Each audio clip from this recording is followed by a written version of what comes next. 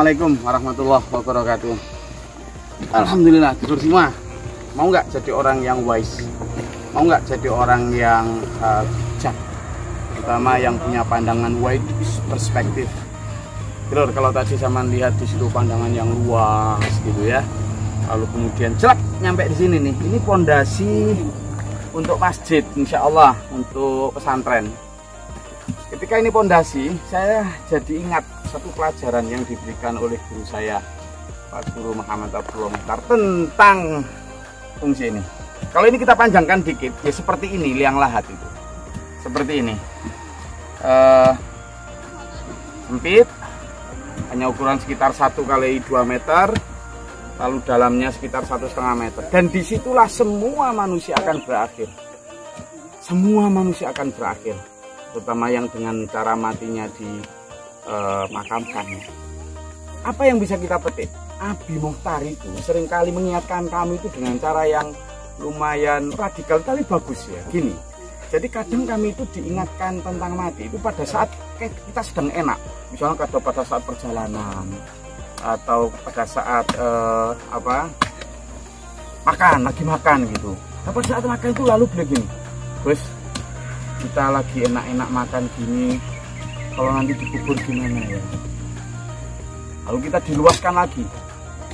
Kalau kita Gus di sini, misalnya lagi sumpek, lagi sempit, lagi pengen bosen di rumah, kita bisa keluar-keluar jalan-jalan, lihat pemandangan macam-macam gitu.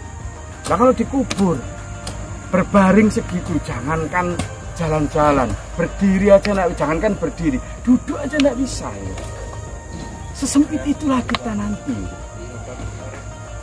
Kalau kita lagi males berantem sama atau maaf ya, mungkin ada sesek tidak seneng lagi, budek bingung, kita bisa cari pandangan lain, ketemu sama si A si B untuk ngobrol curhat. Nah kalau sudah dikubur, nah apa yang sedang kita ingin ambil pelajaran adalah bahwa bahkan di liang sempit ini justru kita dengan mengingat liang sempit ini kita akan mempunyai pandangan yang luas.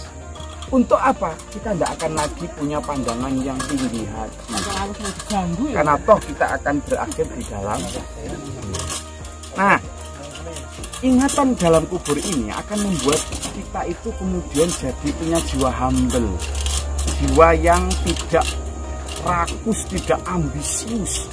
Kita tetap punya optimisme tinggi. Kita harus punya justru dengan aktivitas kita itu lebih kita pacu.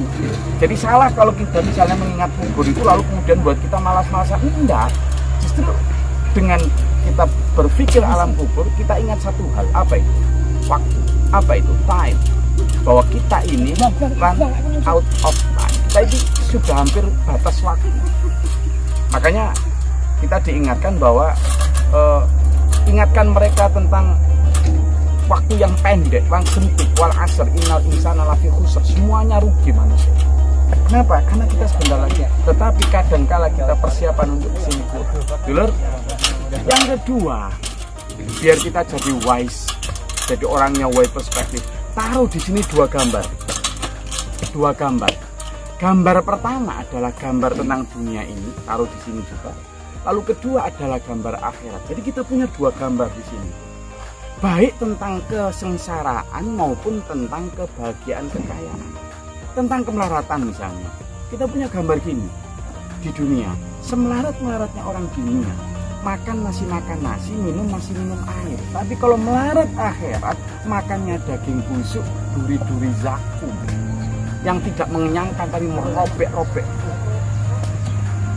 Minumnya nanah campur darah. Kalau masih haus dikasih cor-coran timah panas. Tapi kalau di dunia semelarat-melaratnya kita masih minum air, masih makan nasi.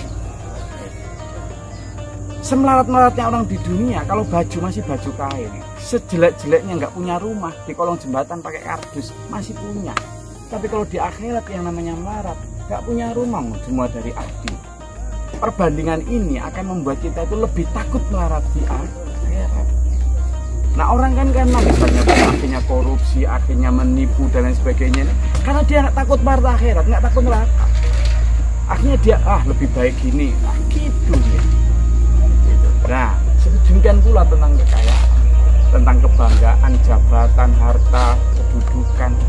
Kita bandingkan, gambarnya dua juga. Kedudukan, kebanggaan, kemewahan akhirat, kedudukan, kemewahan, kebanggaan dunia. Sehebat-hebatnya kita jadi raja sekalipun, apalagi cuma presiden yang dibatasi periode, raja sekalipun tetap dibatasi. Makanan misalnya, seenak-enaknya menu yang kita makan, ya toh, kita itu dibatasi oleh perut yang udah kenyang, 3 piring tak kuat juga. Itu juga terbatas. Tapi kalau di akhirat, kemewahan, kebanggaan yang tidak terbatas, abadan mukhalidan.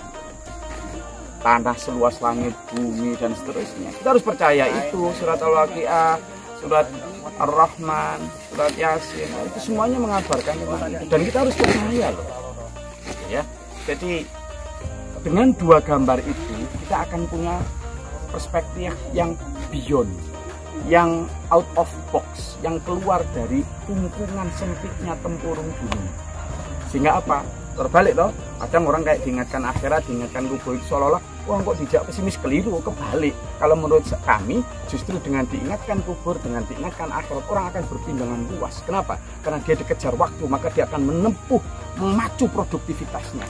Orang bilang kalau orang tidak beriman, orang yang tidak percaya akhirat, mungkin kerjanya hanya 8 jam. Tapi kalau orang beriman bisa 16 jam. Kenapa? Karena orang tidak percaya akhirat kerjanya hanya untuk dunia. Tapi kalau orang percaya akhirat kerjanya untuk dunia dan akhirat 2 kali lipat.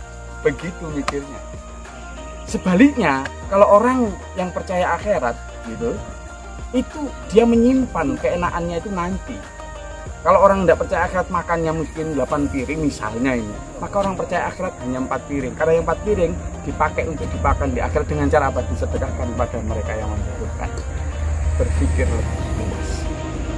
Itu yang saya rasa dengan kalau kita insya Allah dengan mengingat akhirat, mengingat kematian kita, mengingat kubur, kita akan jadi punya jiwa humble, kita akan jadi punya jiwa yang haunan, kita akan down to earth, kita akan jadi orang-orang yang wide perspektif, yang wise, dan insya Allah kita akan jadi orang yang tenang hatinya karena kita punya janji akan KTP surga. Terima kasih, mudah-mudahan bermanfaat. Assalamualaikum warahmatullahi wabarakatuh.